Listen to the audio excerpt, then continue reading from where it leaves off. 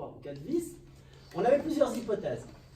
Déjà, s'assurer que la résistance à la rupture de la prothèse, ce qu'on voulait, c'est qu'elle soit au moins identique ou proche de la valeur de rupture du ligament croisé natif, que le glissement initial, c'est-à-dire qu'à un moment, ça va glisser, ça va se mettre à glisser, doit être au moins supérieur à des valeurs exercées lors de l'appui à la marche et au trot. C'est au moins ce qu'on va voir dans le post-opératoire immédiat, il faut au moins qu'il se déplace pour les pisser. Et puis, évaluer le nombre de vis d'interférence pour obtenir ces résultats. Dans cette première étude, on a utilisé 17 membres postérieurs de chiens adultes, de 25 à 35 kg. Les gracefs ont été disséqués, tiens, ils ont enlevé le S pendant la dissection. Et ils ont fait l'inclusion des manchons de traction pour mettre sur la machine. On a fait l'inclusion dans les manchons des abous osseux, de la résine, on a implanté les ligaments. On les a implantés avec 2 vis d'interférence de 4,5-20. On a fait le test. Ensuite, on a replacé, il y avait une vis qui lâchait. On a replacé la vis qui lâchait par une vis plus grosse. Et on a rajouté une vis. On a retesté. Il y en a une qui a lâché. On a remplacé la vis et on a remis par une plus grosse et on a rajouté une 4e vis. Ce qui fait qu'on a essayé à 2 vis, à 3 vis, à 4 vis. En ayant à chaque fois remis la vis qui avait lâché. Sur un protocole qui est très standardisé et qui est très répétable. Les tests biomécaniques, ça a été fait sur une machine de traction conventionnelle avec une mise en tension pour tous les cas au départ, de façon à ce qu'on ne travaille pas sur un ligament qui n'a pas eu de prétention. Les essais ont été faits en quasi statique, de façon à ne pas ajouter une énergie cinétique. Les paramètres analysés, c'est le glissement initial. Ça, c'était le plus important pour nous. Il fallait que le glissement initial soit le plus tard possible. Et une résistance maximale, même s'il y a un glissement, eh bien, qui soit une valeur qui soit proche de la valeur normale. Alors nous, on a défini que la résistance maximale, si on avait un déplacement qui était supérieur par la machine, c'est 25 mm, on ne peut pas faire moins, mais s'il y avait un saut de valeur de 10% par rapport à la valeur qu'on avait, et on a mesuré la raideur du ligament pour voir cette raideur si elle s'approchait de celle du ligament, parce que c'était aussi intéressant. Les résultats en statique, ben, qu'est-ce qu'on voit? On va voir que déjà, tous les ligaments se sont comportés de la même façon et les fixations avec le même mode de rupture.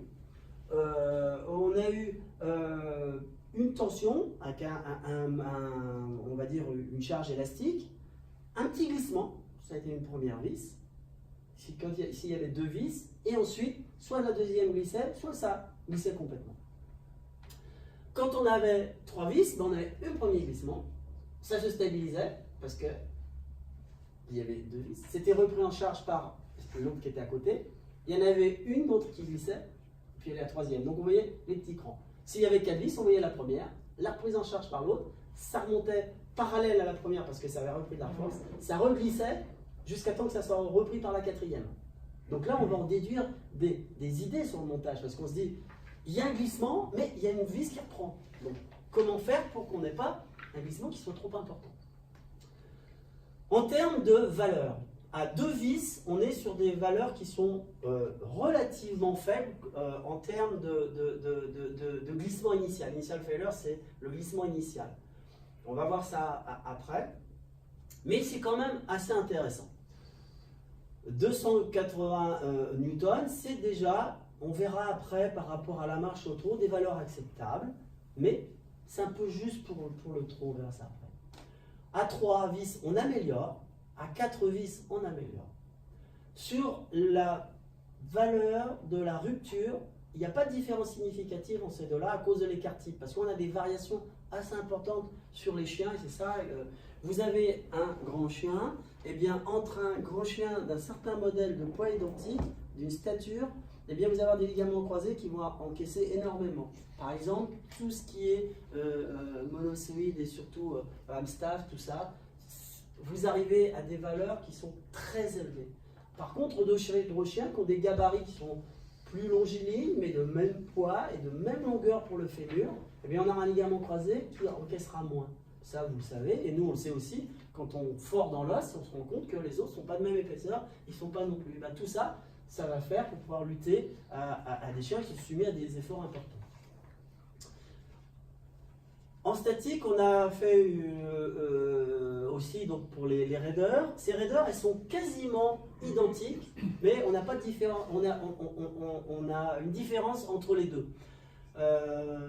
Grosso modo, on a à peu près 120 quand on regarde les valeurs. c'est entre 120, pour, quel que soit, 4 vis, 3 vis et 2 vis, ça veut dire que la raideur, elle n'est pas perturbée par le nombre de vis, c'est exactement la raideur du ligament, dans la partie élastique, alors que le ligament naturel, il est une fois et demie ou à peine 2 fois, on va dire, la valeur, mais c'est dans l'ordre de grandeur. Il y a une différence significative. Donc on a un ligament qui, pour moi, d'un point de vue pratique, est du même ordre de grandeur qu'un ligament natif. Pour moi, il n'y a pas de différence. Quand on est dans cet ordre de grandeur, entre 130 et 200, franchement, alors qu'avec certains, on peut avoir des ligaments où on va avoir des raideurs qui sont très faibles, ils sont très élastiques, on va se retrouver à 60 ou des choses de ce type. Le glissement initial, eh bien, le glissement initial, c'est ça. Ça, c'est le glissement qu'on va avoir aux alentours de 200, je l'ai dit, la valeur moyenne, 220 ou 230. Et puis ça, c'est l'écart type. Donc c'est très homogène comme résultat, à 2 vis. Et on a le trait ici, pardon, le trait là, ici, ça correspond à 3 vis, ça correspond à 4 vis, et ça, c'est le ligament naturel. Quand on est à ici, ça correspond au niveau d'effort qui sont requis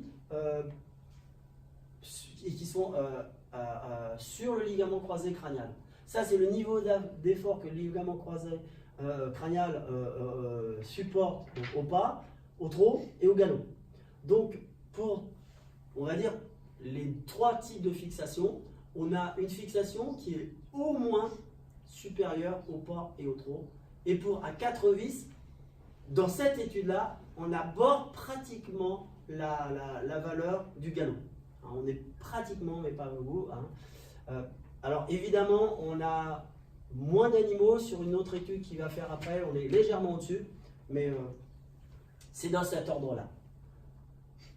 La discussion, le glissement apparaît plutôt sur les vis obliques que sur les vis transversales, aussi bien tibiales que fémorales. Et ça, c'est important, c'est que les vis obliques, elles sont appliquées dans une zone qui est spongieuse et qui a un épi unicortical et du spongieux. Et si elle n'est pas bien implantée, qu'elle ne prend pas bien l'axe, eh bien, on n'a pas forcément un bon blocage de la vis. La deuxième chose, quand on est sur les vis transversales, quand on est sur la crête tibiale, on peut être parfaitement bicortical. Et quand on est transversale sur le fémur, on a une hauteur où la corticale est déjà beaucoup plus épaisse et on a encore un spongieux en dessous. Et avec une vis de 20 mm, on a un bon appui. Donc les vis transversales, et ça a été vu chez l'homme, où chez l'homme, la vis tibiale est plus fragile, elle supporte moins, elle tient moins le ligament que la vis fémorale. Et quand j'ai fait mes essais sur le mouton, la vis qui lâchait, la vis qui posait problème, c'était la vis tibiale. Le glissement apparaît sur les vis obliques et il est contenu par la vis transversale. Donc pour moi, je trouve un intérêt à mettre la vis transversale.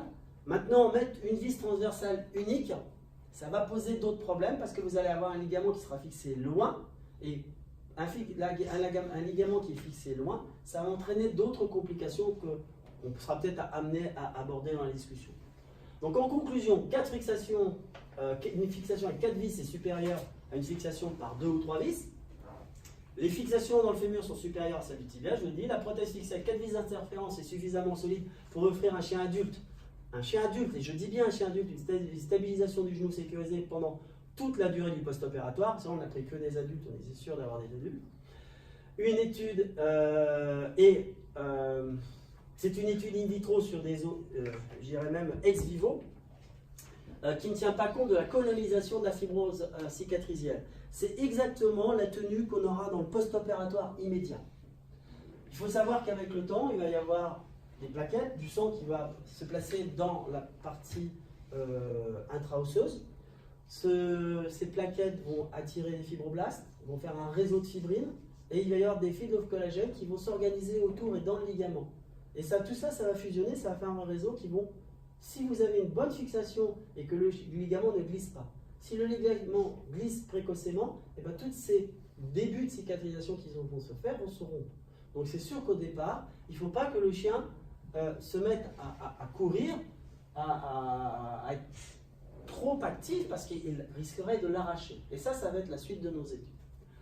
Alors, on a fait une deuxième étude où on a fait une implantation in vitro sur des os avec 4 vis, et on s'est posé comme question, avec 4 vis identiques, quelles vont être les performances par rapport au montage qu'on a fait avec 4 vis, mais qui étaient des vis où on avait bricolé, on avait dévissé, on avait revissé. Est-ce que le fait de changer une vis va apporter quelque chose? Est-ce que le fait de mettre 4 vis identiques en une seule manip sans s'y reprendre en 2 fois, c'est mieux, c'est moins bien, ça pose un problème ou pas? La deuxième chose, c'est sur ces montages-là, qu'est-ce qu'en statique ça donne aussi, qu'est-ce qu'en dynamique on va avoir comme résultat? Est-ce que c'est au moins identique à ce que va offrir un ligament croisé? Est-ce que ça va être suffisamment solide sous des efforts répétitifs et avec un nombre élevé? Et je ne vous cache pas que dans les publications c'est 1000, 5000, 10 000 au bas mot. Nous, on s'est mis une barre, 100 000. On s'est mis 100 000 cycles, c'est-à-dire 48 heures de manip, c'est-à-dire un chien qui pendant un mois trotte 1 heure. Tous les jours depuis le lendemain post-opératoire. C'est la base qu'on s'est mis. Hein? Donc le glissement initial sur ces genoux qui sont implantés doit être au moins supérieur aux tensions exercées lors de la marche ou du trot en post-opératoire immédiat. C'est ce qu'on s'est imposé comme hypothèse. Le matériel, si je suis un adulte, 25 à 35 kg, exactement, dissection des gracets, c'est la même diapo, donc il y a la même faute, inclusion dans les manchons, implantation des ligaments. Ouais, une conférence, on ne la fait pas 2 fois, on la copie et on change. Avec l'âge, on fatigue. Et on a fixé avec 4 vis d'interférence, et là on a mis 4,5, des vis de 4,5 partout. Et le protocole est standardisé, réglé, etc. Dans cette étude, c'est la même personne qui les a posées. Dans l'étude d'avant, c'était Thibaut et moi qui les avions posées. Il n'y avait pas de différence concernant la mise en place des vis. Concernant les tests, c'est les mêmes pratiquement dans la mise en place. On a fait une étude statique, une étude dynamique. Dans l'étude statique, eh bien, on va travailler à la même vitesse, quasi statique, on va rechercher le glissement initial, la résistance maximale. On n'a pas vérifié la raideur parce que ce n'était pas l'intérêt de l'étude. Et en dynamique, on a fait 3 montages en dynamique. Oui, parce que les dynamiques, il faut récupérer le chien, disséquer la patte, etc. Ça prend un certain temps, il faut préparer là. Et après, ça dure 2 jours et demi la manip. Donc là, ça bloque une demi-semaine où il y a tout qui tourne. Et la machine, il faut la surveiller pendant ce temps-là. On a fait des essais avec une prétention à 100 newtons, à une vitesse de 20 mm par seconde pour avoir une bonne répartition, une bonne tension des fibres. Et on lance le cycle à 100 000 cycles de 100 à 210 newtons. C'est-à-dire qu'on va faire un cycle qui va correspondre à peu près à la valeur qu'on a au pas, jusqu'à une valeur qu'on devrait obtenir au trot. Et on a rajouté 15 newtons parce que c'est un effet machine pour être sûr qu'on soit toujours au-dessus de la valeur que l'on veut, au moins 180 newtons pour notre étude. Alors, en statique, pour les 5 essais, on a un glissement initial qui est supérieur à celui de l'appui. Donc, c'est l'appui qu'on a lors de la marche, l'appui qu'on a lors du trot, l'appui qu'on a lors de la course. Pour chaque animal, enfin chaque genou, testé, et la moyenne des tests, on se retrouve donc avec la valeur du ligament initial, c'est le gris clair, c'est celui-ci. La valeur de la résistance maximale, c'est celui-ci, le gris foncé, c'est quasiment identique. Et la valeur du glissement initial, c'est-à-dire le premier glissement, qui est supérieur au pas, qui est proche du trot, et pour la moyenne, qui est très supérieure à la valeur du trot. Pour 4 essais sur 5, on a un glissement initial qui est légèrement en dessous de la valeur du trot, et pour les 4 autres, c'est au-dessus. Donc là, on en a refait d'autres, donc la série va s'allonger. Hein, on vous donne les informations qu'on avait au moment où on a construit ce travail. Là, il y a eu qui ont été refaits depuis. On a une résistance max qui est très importante, vous voyez, entre 1,5 et 4 fois le glissement initial. Donc ça, vous voyez, entre la différence de là et puis la résistance qu'on a là, ou là, c'est des valeurs assez importantes. On n'a pas de différence significative pour les résistances max entre la résistance max qu'on a et la valeur du ligament natif. Les résultats en dynamique, là c'est intéressant. Globalement, il y a un comportement qui est à peu près identique pour ces deux courbes-là, c'est-à-dire que là, on a un petit déplacement qui est de l'ordre de 0 à 2 mm, ou 2 mm 5, en fin de manip, 2 mm 7, et sur 1, on a 0,7, et 1 à 35 heures ou 37 heures, on a un glissement qui apparaît à peu près, voilà, si on se met à 25 mm, on est à peu près au 24-25 mm, pardon, 2,5 mm, on est à peu près aux alentours de 37 heures. Là, on a un glissement qui apparaît, et on n'a pas compris pourquoi. On avait pris des chiens adultes, hein, c'était des cadavres, on les avait regardés, ils étaient adultes, les dents adultes et tout, etc. Et bon, on pensait qu'ils étaient adultes, on n'avait pas fait les radios. Et on a un comportement qui est homogène au moins jusqu'à 30 heures. Donc ça correspond à peu près à 60 000 cycles, c'est quand même beaucoup. On a un glissement précoce sur, là il y en a eu d'autres qui ont été faits, on est tous inférieurs à 2,5 mm. À peu près le déplacement qui correspond à toutes les techniques qui utilisent un tunnel. C'est pratiquement à peu près la valeur qu'on observe sur les techniques qui utilisent un tunnel. On a eu un glissement qui est précoce tout de suite, entre 0,7 et 2 mm, tout de suite, vous voyez, dans les 10 premières heures, ou la première heure, ça dépend, la première heure c'est presque rien, c'est là, et la 10 heures c'est presque ici, vous voyez, on est sur le temps là, il y a 50 heures.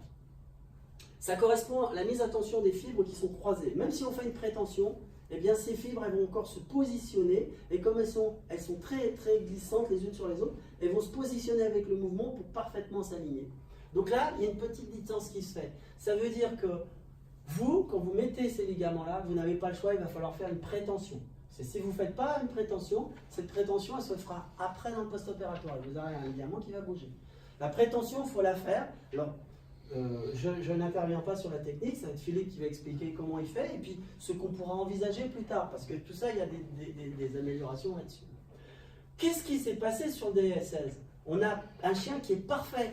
Hein, c'est 1 mm, ça reste à 1 mm, c'est rien, on est sur un petit tiroir d'1 mm, c'est après une intervention de réparation. Si vous faites un flow, si vous faites un fascia à la taille, enfin, si vous en avez fait, on est compte que le tiroir après l'opération, il ne fallait mieux pas le regarder parce qu'il était vraiment flou. Donc, il s'est passé quelque chose. Donc, on a fait une radio et on s'est rendu compte qu'il y avait une vis qui était contre la plaque de croissance. Et l'appui n'était pas bon, et ça ne comprimait pas le ligament. Et à ce moment-là, avec les cycles, ben, ça a lâché, ça s'est mis à glisser.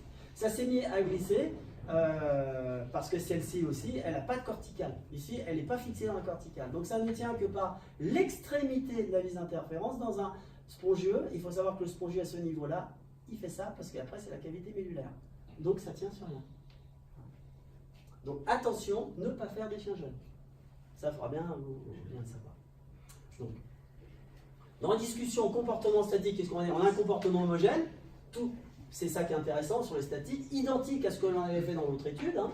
L'origine des glissements, d'où ça peut venir? Eh bien, on a regardé et on a fait des radios et on a vu qu'il y avait des vis qui ne gardaient pas forcément le canal. Et même nous, en vissant, des fois, on avait l'impression que le petit guide que vous avez, ben, le petit guide, il se fourvoie. Vous pouvez très bien ne pas le placer dans le tunnel, mais le placer dans le ligament. Auquel cas, quand la vis ça va buter dans le ligament, soit elle repousse au ligament, soit elle va chasser. Donc, mauvaise implantation, mauvaise technique. Vous pouvez avoir un vissage difficile, c'est-à-dire que vous avez un chien cortical très dur, et votre vis, ça va patiner au démarrage. C'est pas une vis auto-taraudante, parce que si elle était auto-taraudante, elle couperait le ligament. Le but, c'est que ce soit une vis mousse, mais qui rentre dans l'os. Donc là, il y a des choses qui ont été développées, et c'est unique, pour améliorer la mise en place. Il faut faire une empreinte, un outil qui fait l'empreinte avant, et après on peut mettre la vis. L'axe différent du forage, c'est-à-dire que vous appuyez comme un âne, parce que vous avez un tournevis qui n'est pas adapté, un manche trop long, et puis vous travaillez dans un cône. Alors ça c'est bien quand vous faites de l'orthopédie, vous avez taraudé, c'est facile, avec une vis, on est dans du cortical, ça vous guide. On est dans du spongieux. Si vous commencez à travailler dans un cône, ça va prendre la zone de moindre résistance et ça va partir là où ça veut, là où ça peut. Et on s'est retrouvé avec des vis qui n'étaient pas parallèles au tunnel. Donc là, on a essayé de trouver un moyen pour aller là où on veut. Ça veut dire utiliser un viseur, utiliser des systèmes qui vous feront des reproductibles. Si vous avez la vis qui n'est pas dans le tunnel, eh bien, Le ligament qui est dans le tunnel n'aura pas la compression complète par la vis et sera comprimé que partiellement, par un tiers des spires, ou peut-être moins, auquel cas le ligament ne sera pas plaqué dans l'espace qui est réservé pour être bloqué et il va forcément glisser. Donc ça, faites bien attention à ça, il faudra vous appliquer, il va vous expliquer comment on fait, etc. En dynamique, on a un comportement homogène jusqu'à la 37e heure, et après, pour celui-ci, vous avez compris pourquoi. Les origines de ces déplacements, eh bien, ça peut être déjà des déplacements des ligaments dans les forages. Vous avez fait des trous, le ligament, il fait 8 mm de large et il fait 1,5 mm d'épaisseur. Donc, il est replié sur lui-même, mais dans le trou que vous avez foré, 3,6 mm, il va se tirer d'un côté, quand vous allez avoir un tiroir crânial, et il va s'appuyer sur la corticale caudale du fémur, corticale crâniale du tibia. Vous allez passer dans l'autre sens, ça va s'inverser. Donc tout ce qu'il aura écrasé dans le tunnel, et plus vous aurez un tunnel de grande taille, et plus vous aurez un tiroir constitutionnel lié à la technique. Donc, bien, il ne faut pas vous dire « Ouais, moi, 3,6, j'ai du mal à passer le ligament, je vais faire plus gros. » Non, parce que plus le trou sera gros, et la tendance, ça sera de toute façon aller vers du plus petit, puisqu'on sait que le ligament est super solide. Donc, maintenant, on se dit, est-ce que c'est nécessaire de faire des trous aussi gros? Est-ce que c'est nécessaire d'avoir des vis? Est-ce qu'une vis d'interférence plus petite, elle va bien tenir? La question, c'est le ratio entre le diamètre de la vis, le trou, et la qualité du ligament. Et là, il y a du travail à faire, hein, Victor? Non, Manu. Putain, je sais pas bon. Ah oui, c'est toi qui fais. Hein. Je pense que c'est hyper important à travailler là-dessus. Hein. Je pense. Moi, je suis d'accord que les ligaments classiques, c'est ce qu'on fait en humain. Les ligaments sont très plastiques. DIDT de 8, tunnel de 8. Des fois, on avait du mal à les passer et il fallait qu'on les trempe pour les tirer. Alors, deuxième chose, il peut y avoir une déformation qui va se passer pendant les cycles. Si vous êtes sur un animal sur lequel, parce qu'on a des vis de 20, un animal qui est de grand gabarit, vous allez vous retrouver avec la vis qui va être sur un tiers du tunnel. Et après, le ligament va flotter. Il va flotter à l'intérieur. Et ce qui va se passer en flottant, ça va acquérir une certaine énergie. À chaque fois, le ligament va taper. Il va taper sur l'os, ça va plus ou moins l'ovaliser. Et au départ, c'est une ovalisation mécanique. Et ensuite, après, s'il y a un grand mouvement dans le ligament, ce battage répétitif va entraîner une activation des ostéoclastes et puis une destruction osseuse. Et certaines personnes qui ont une réparation du genou se retrouvent avec des tunnels qui s'agrandissent. Tout simplement, c'est le ligament à l'intérieur qui est tenu par une prothèse qui bat, qui flotte dedans et qui entraîne un phénomène qui s'appelle le bungee. Le bungee, c'est le sport qui consiste à se jeter d'un pont et vous êtes tenu par un élastique. Puis à l'intérieur, vous faites ça, puis le fil il fait comme ça. Et bien ce qui se passe, quand vous marchez, vous courez, votre prothèse ligamentaire à l'intérieur, elle bouge. Elle va taper sur les bords et ça va entraîner une résorption du tunnel. Et ça, c'est une résorption du tunnel. Donc là encore, il y a des tas de choses. Donc, nous, ce qui s'est passé dans les essais, c'est peut-être une ovalisation parce que ça bougeait.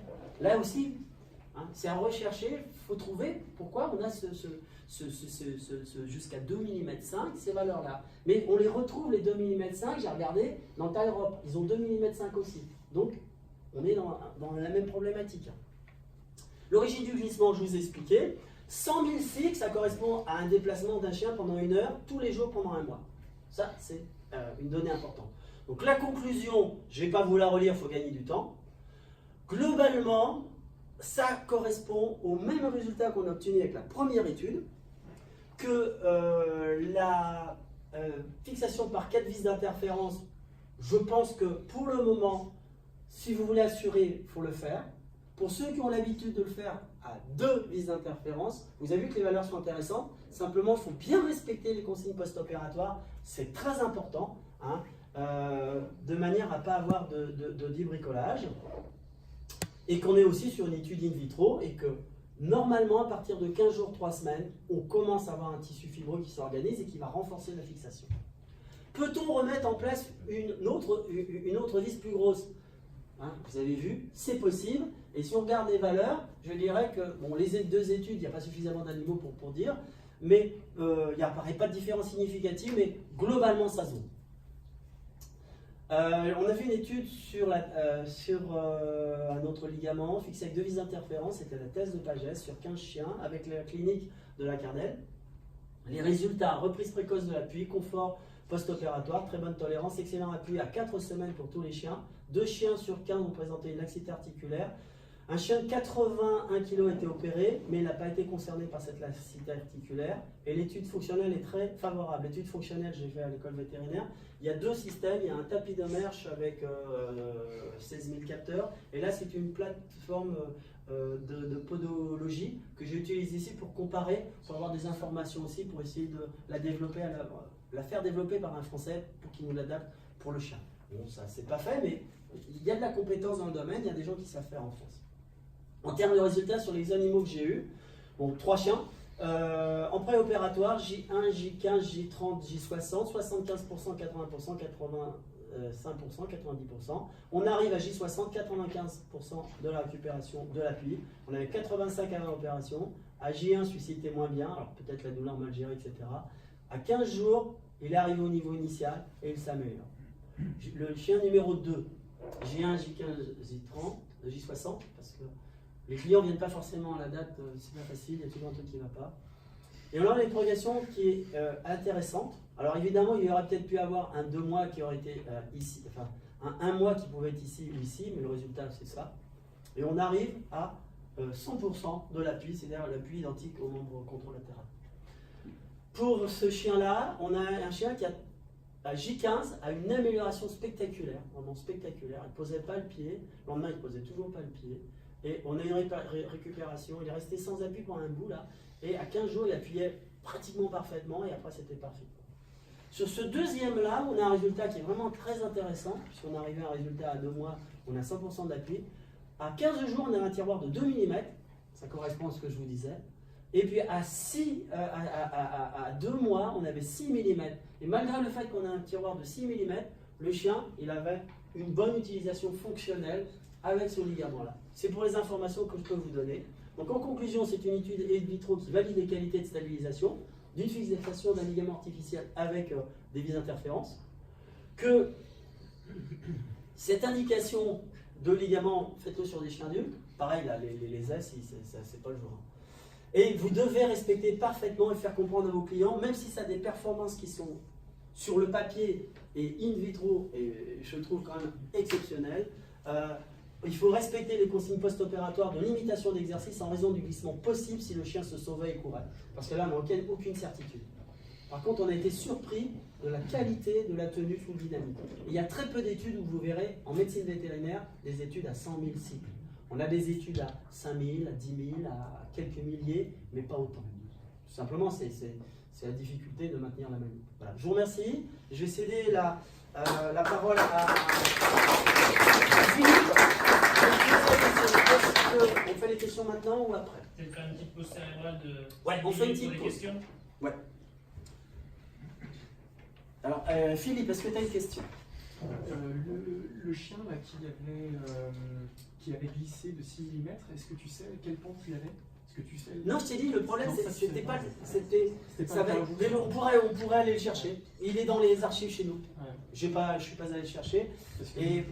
pour moi, la pente, c'est un problème. Et un chien qui a une pente qui est excessive, il a, comme pour toutes les techniques intra- ou extra-articulaires, il n'a pas de raison d'être fait comme ça. Il y a une intervention qui est faite pour des chiens qui ont une pente élevée. Par pitié, faites cette intervention-là. Allez pas mettre un ligament protectif sur un chien qui a une pente. Si vous avez un chien à 30, si vous faites un flot, vous allez voir ce que ça donne. C'est pas optimal. Alors il y en a qui disent ça marche, on l'a fait pendant 30 ans. Mais si ça lâche, si le client pousse un peu le bouchon loin, les avocats ne vous lâcheront pas. Et ouais, parce que, on le sait, c'est écrit. À partir du moment où quelqu'un l'a formalisé et que c'est partie d'un gold standard, si vous faites le contraire, c'est de votre responsabilité. Donc défendez-le. Donc évidemment, un chien qui a une pente élevée, il faut céder le pas, ou alors avec votre client, elle est à 25 et 26, et en disant écoutez, ça mériterait, mais c'est la valeur normale. Et non, s'il a 30, je suis désolé, il a 30. Alors, en plus, il a 25. en plus. Voilà. D'autres questions? Je vais pas demander à Thibaut parce qu'il vient d'arriver. Ah, je crois que tu t'es fait. Quentin, ça va? On a dit tout ce que tu as fait, c'est bon? Bastien, Bastien a toujours des questions. Il faut qu'il la cherche, je t'ai pas donné le temps de réfléchir. Non, c'était juste. Des compléments peut-être? Ouais, exactement. une précision. Pour les essais en quasi-statique, c'était marqué en secondes, c'est bien en minutes, parce que sinon c'est pas du quasi-statique, donc c'était vraiment des essais longs de 40 minutes. Oui, oui, oui, oui, oui. 1 millimètre seconde. C'est pas possible. Qu'est-ce que l'ambiance, ça fait 3600. 40 minutes. Ouais, c'est ça.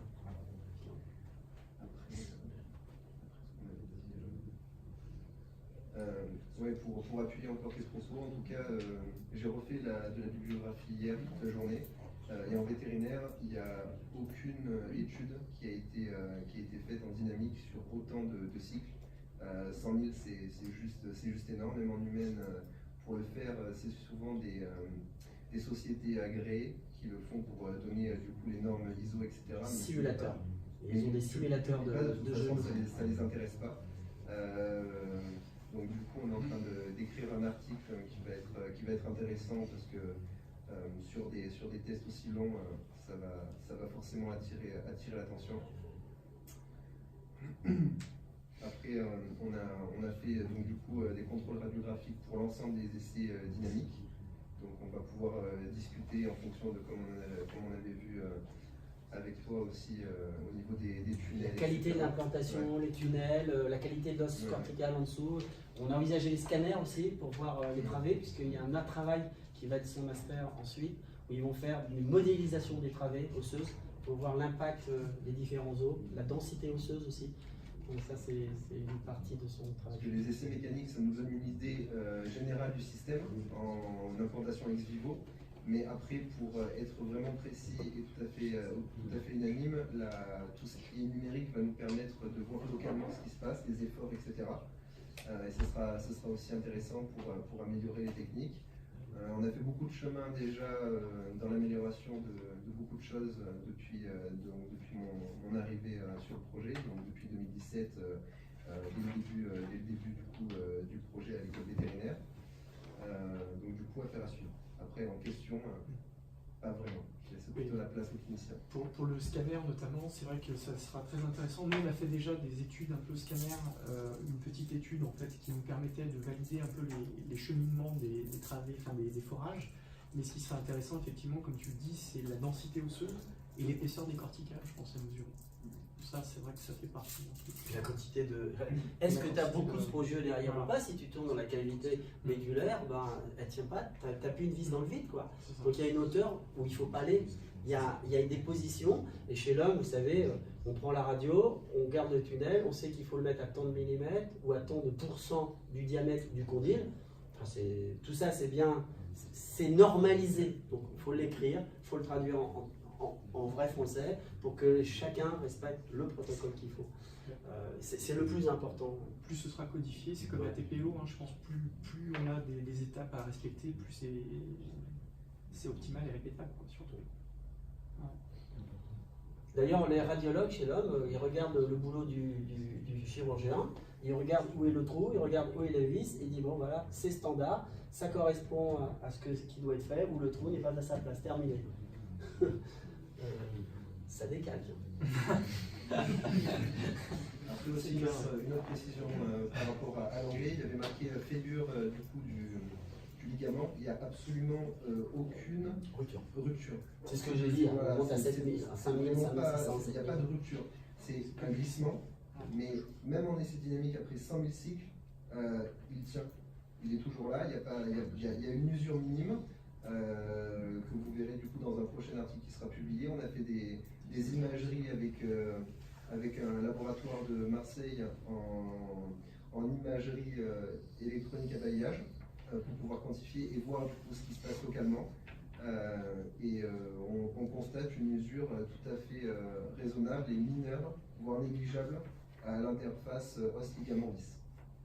Et là, tout maintenant va résider dans la qualité, le profil de la vis, puisque plus la vis va être agressive et plus le ligament va frotter sur une vis qui pourrait entraîner une usure.